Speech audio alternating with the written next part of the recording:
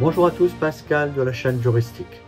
Donc c'est désormais officiel, l'action Total Energy sera bientôt cotée à la bourse de New York. Une annonce qui a été faite par Patrick Pouyanné, le PDG du groupe, lors de la présentation des résultats du quatrième trimestre 2024, mercredi dernier. Mais pourquoi cette stratégie? Quelles conséquences pour les actionnaires et l'entreprise? On vous explique tout dans cette vidéo. Patrick Pouyanné sera une cotation continue entre Paris et celle de New York avec un lien établi via le taux de change. Alors, cela permettra de simplifier l'accès à l'action de Total Energy pour les investisseurs américains qui représentent aujourd'hui 49% des investisseurs institutionnels de l'entreprise.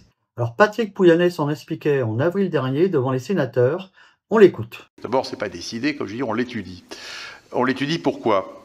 Pour une raison simple, c'est que, en partie d'ailleurs, parce que, effectivement, les politiques, je dirais au sens large, ESG en Europe ont plus de poids. Ce que j'observe, c'est que la base d'actionnaires européens de Total Energy diminue, notamment la base française. Nous avons perdu 7% d'actionnaires français au cours des 4 dernières années, largement à cause des réglementations, de la pression qui est faite sur eux. Et à l'inverse, les actionnaires américains achètent notre action. Et la part d'actionnariat institutionnel américain est passée de 37 à 47%. C'est une observation. Et les actionnaires américains, il se trouve que la société est déjà cotée à New York. Pour être clair, on est primairement en France et secondairement à New York. Mais à New York, ce n'est pas une action qu'on leur vend, c'est un certificat de dépôt, donc ils n'aiment pas. Enfin, bon, je passe sur les détails techniques.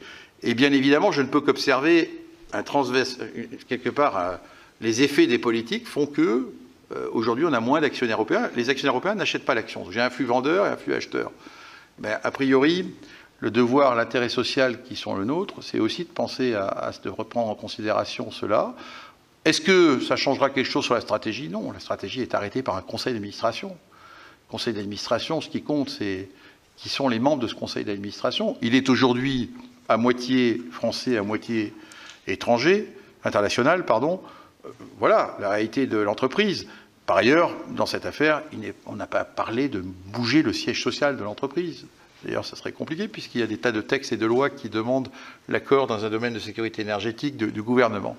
Donc, aujourd'hui, on regarde la réalité de notre marché et on se rend compte que les sociétés européennes, et je ne suis pas le seul puisqu'en fait, la première personne qui a parlé de cette idée-là, c'est le patron de Shell il y a peu de temps, a constaté que les entreprises énergétiques européennes sont très décotées par rapport aux entreprises énergétiques américaines. Nous avons publié nos résultats vendredi. Nous avons exactement les mêmes résultats trimestriels qu'une entreprise comme Chevron. Notre valorisation en bourse est de 200 milliards, elle est 300 milliards, 330 milliards pour Chevron. C'est la différence entre le marché américain et le marché européen. Voilà, mais il ne faut pas y voir autre chose que quelque part. Après, moi, je serais ravi, suite à ces échanges, qu'il y ait plus d'actionnaires européens qui rachètent du Total Energy, ça me convaincra que garder l'action primaire, la cotation primaire à Paris est une bonne idée. Pour l'instant, c'est pas ce que nous faisons. On ne quittera pas la bourse de Paris, on gardera de toute manière, si on fait le mouvement, ce qui n'est pas encore décidé, je vous le redis, on garderait une cotation secondaire à Paris. Quel impact une cotation à New York sur le cours de Total Energy? Alors aujourd'hui, l'action de Total Energy est totalement sous-valorisée par rapport à ses concurrents américains.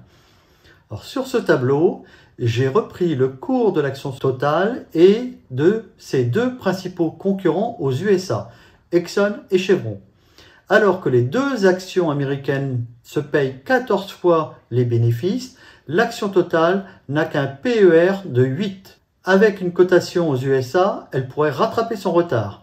Si elle était valorisée au même niveau que ses concurrents, donc sur la base d'un PER de 14, son cours pourrait atteindre 104 €, soit une hausse de 77% par rapport au cours actuel. Quelles conséquences pour l'entreprise? Non, Total Energy ne part pas s'installer demain aux États-Unis. Mais pour moi, c'est le premier étage de la fusée qui est lancé pour un départ outre-Atlantique. Un actionnariat composé majoritairement d'Américains votera un jour venu le changement de siège social et l'État français n'y pourra rien. Posons-nous plutôt une autre question. Quel est l'intérêt de Total Energy de rester en France? Personnellement, j'en vois aucun. L'accumulation des normes environnementales, ESG, Sociétal en Europe est un véritable boulet pour l'entreprise qui pèse sur ses résultats financiers. Ses concurrents n'ont pas ces contraintes de développement. Et n'oubliez pas que chaque assemblée de Total est accompagnée de son lot d'activistes. Une AG de Total, en France, ça ressemble à ça.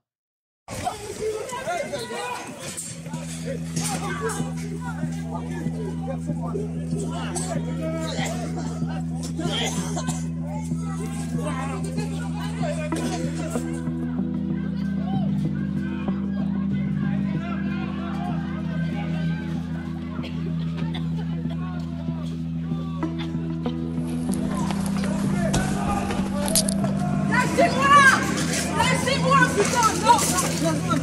Allez, gars, on s'en fout.